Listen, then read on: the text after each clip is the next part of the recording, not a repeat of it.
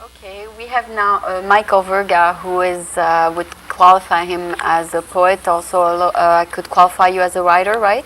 Right. And I invited him today because he has a very strong interest in France, and also because he does write in French, and also he brought us some poems. And we're going to talk a little bit about poetry because we never talk about that subject on the show, but since he is a poet and he's a good friend of mine, we're going to discuss it here a little bit today. Michael, it's a pleasure to have you with us. Thank you for inviting me. Okay, Michael, tell me, I know you are a student who has studied literature and poetry. At which point did you get some interest in the French culture? Did you all of a sudden decided that this is the culture that attracts you?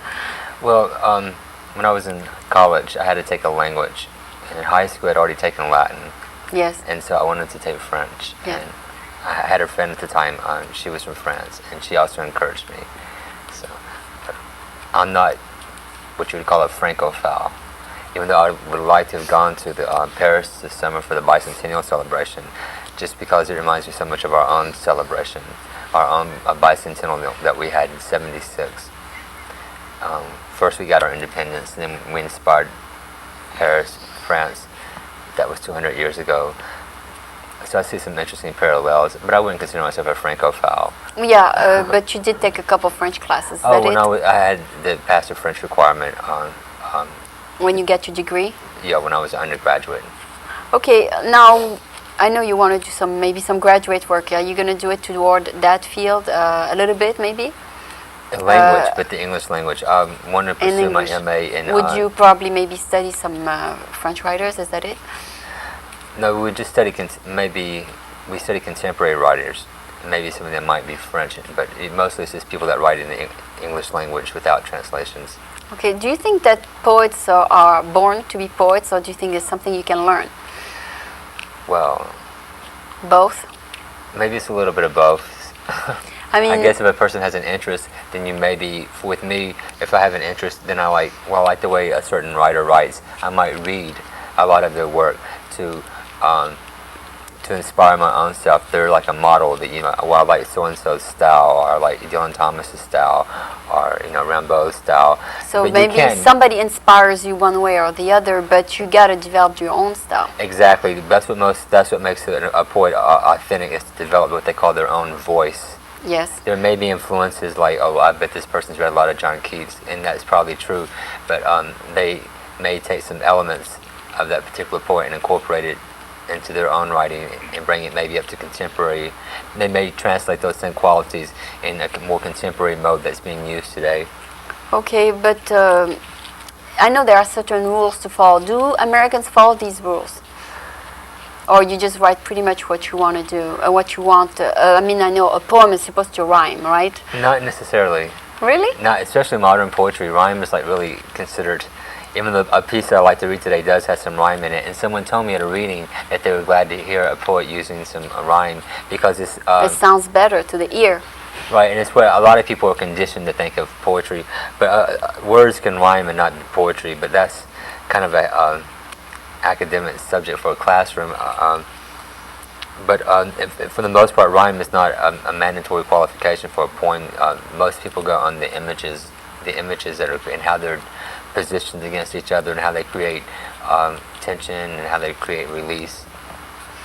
Okay, do you think there is in Americans do you have a crowd of listeners for poets in America, or is it more European kind of oriented culture? Well, I haven't spent enough time in Europe to make a comparison, even though I'm sure here in the Bay Area it's flourishing. There's a little paper called the Poetry Flash. And there's a lot of poetry reading. They have a calendar and it's full every day of the month, pretty much. And those mostly are people like you, who have been students, and or all kinds. It depends on what readings you go to, because there are a lot of poets that aren't, because they haven't had a chance for no higher education, but on their own they go to the library and get books, so they're in touch with the language, and they take language and they shape it to their own purposes. Okay, well, you did bring a couple poems with you. What are they about?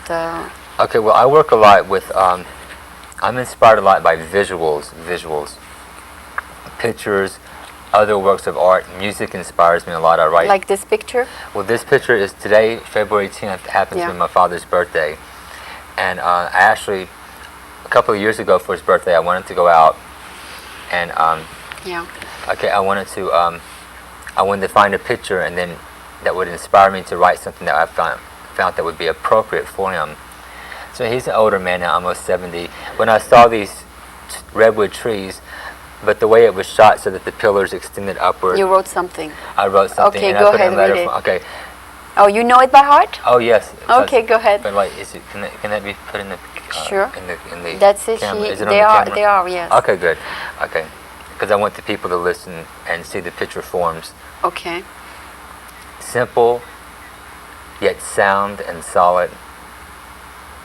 With good faith, you put your roots in Torah and securely soar slowly to that above surface, while you're now many fresh green runners, playfully offspring from your still extending strong arms. Timeless are the creatures who are wise, and you will remain ageless. That's great. Okay, that was Thanks. short, but That's a short piece. yeah. And you okay? Do you remember your poems usually? People have asked me that before. What I'm gonna be. Because you think about them so much that they just stay in you, right? They're kind of like my songs in a lot of ways. Oh, I see. So I mean, like They instead of, represent you. well, sort of, but like sometimes people sing in the shower. Well, I'm thinking about maybe my poem, I see. and I already have them in my head, and then maybe in the process of reading them, I will come across. Oh, I want to change this word. I want to put. In other words, I'll do some editing. I'm always editing my stuff in my head. Oh, I see. But Do you have one French poem? do I have one French poem? I have one French poem. I didn't plan on reading it, but I'll tell you, I think I can do it from memory. But I'll Give us maybe 3 or 4 verses. Okay, I'll give you some of it. It was Au Bicentenaire de la Révolution. Yes. It's a centennial. It's a salute to the bicentennial that I wrote in July. That was inspired by Matisse's Icarus. Last year, about this time, at the Museum of Modern Art, there was a Matisse show, and they got all the Matisse from around the Bay Area, and the Icarus is one of them. And I wrote this. Et la nuit, sans étoiles, mais nous chanterons comme le soleil d'un ciel d'été, et brillant comme des étoiles dans le néant hiver noir. Un cœur, un bel esprit, tout d'une lumière.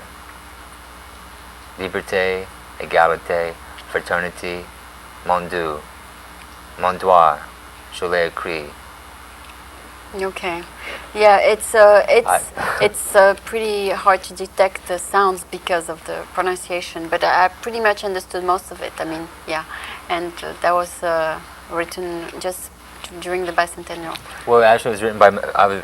Saw the Matisse show last year about this time, and I wrote this little expression in English. And when the night is starless. You translated it. And then I was invited to a radio show, and a French radio show. And so I thought to myself, well, I'll translate that into French. That shouldn't be too hard to tackle. So with the help of my French background and a grammar book and some poets over in North Beach who are translators, yes. They got it shaped up. They got the translation shaped up for me. And then I read it on the air, but it looks better written than my pronunciation. Like you said, my pronunciation is not the best to do it justice, but. Okay, what do you plan on accomplishing? Do you think that by getting a master's, your ability to write poems will increase, or this is something you will do anyway? Well, it's an MA in writing, and you just don't study and write poetry the whole time. You deal with different genres. Short story, which I haven't written any short stories yet, and I have an idea for one. I'm going to be an uncle again, and I'm going to have a new nephew, it looks like, in July. So I have this idea for a short story. It will be my first short story. That you might publish? But being in a program like this, you have people that take you through workshops, that guide you and direct you. I got into some workshops a few years ago through the museum, and that's how I started writing poetry, and just started developing my own voice and style. And I went to the readings and built up my confidence in my own writing and voice. And Okay. And now I'm ready to enter into an MA program. And To conclude, I'd like to just ask you one last question. Do you think that writing poetry help people become, more in terms with the world, or what does writing poetry does to you? writing poetry, I get ideas, brainstorms, and I want to express them somehow or another, like an artist or a painter or a sculptor. And instead of just so- writing a story, you write a poem. And so a lot of my poems have a storyline to them. And that's like people have suggested to me, why don't you go ahead and try to write a short story. But I write these poems because they can use more rhythm. A piece of poetry is more like a song than it is a short story. Okay. And I like that quality about poetry. And do you encourage people to try it? Well, or is it something that comes to you naturally? I mean, as you... I'm not promoting everyone should be a poet. I like it and I'm good at it. And well, I've gotten good at it. I've become more accomplished. But there's a lot more to learn, and I want to break into other genres like the short story. Okay, well, thank you for coming. I mean, you answered a couple questions about poetry that I needed to be answered. And thank you for being here today. Oh, you want to read one more? Okay, go ahead. Okay, well, I want to explain first, though, because Okay. this is why this was what I planned most for coming to the show, because it was French related. Is the film that's here at the city at the Clay Theater on Fillmore Street, Camille Claudel. It's about a sculptress who was a protege of Rodin. Anyway, to give you an example of how my creative process works, I saw this movie and was just really the power of it, an artist like this artistic energy that you'd find in Michelangelo, Van Gogh. So in the movie, which is very involved, it's a long movie, but it's textured the way the film director put it together. And I think I've translated it into my poem here. In the film, Camille Claudel has a piece of sculpture that consists of 3 personae, and she refers to it as a trinity of emptiness. That's a reflection of the despair her mind has fallen into. And so I call this trinity, une trinité, for Camille. Clay comes alive when you touch, and in the lines of a lyricist, word turns to flesh. Part 1. Unchanged are the creations, made wild with wonder and with wisdom. And so why do only a few remain ageless? Fade away and trapped in the seance of the nude cinema half-light, deja vu, and all that I have to do is just think of you and all those dreams of glory, of necessity, destiny, like how the soaring phoenix song does need the voice of the naked brown hummingbird, wasted in a world visionless. The artist must make the needed notes of transformation, for only love and music play on.